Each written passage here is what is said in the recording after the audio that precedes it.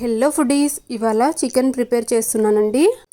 Chicken అయితే almost ఉడికిపోయిందండి. ఇందులోకి ఇప్పుడు కొత్తిమీర పేస్ట్ వేస్తున్నాను. అలాగే చూస్తున్నారు కదా, ఇలా గ్రీనీగా కొత్తిమీర పేస్ట్ అయితే వేసేసాను గ్రైండ్ చేసుకొని. ఒకసారి బాగా కలుపుకుంటున్నానండి. ఇందులోకి ఆల్రెడీ అల్లం వెల్లుల్లి పేస్టు, అలాగే తగినంత కారం, పసుపు, సాల్ట్ అన్నింటినీ వేసి ఇలా ఉడకబెట్టుకుంటున్నాను. ఇది ఆల్మోస్ట్ ఉడికిపోయిందండి. ఇప్పుడు కొంచెం కొబ్బరి పౌడర్ కూడా వేస్తున్నాను. ఇప్పుడు అందులోకే కొన్ని కరివేపాకు రెబ్బలు కూడా వేస్తున్నాను. పచ్చివి వేస్తున్నానండి. స్మెల్ అయితే చాలా బాగుంటుంది ఇలా వేసుకుంటే. టేస్టీగా చికెన్ అయితే రెడీ అయినట్టేనండి. ఇప్పుడు స్టవ్ ఆఫ్ చేసుకొని సర్వ్ చేసుకోవడమే.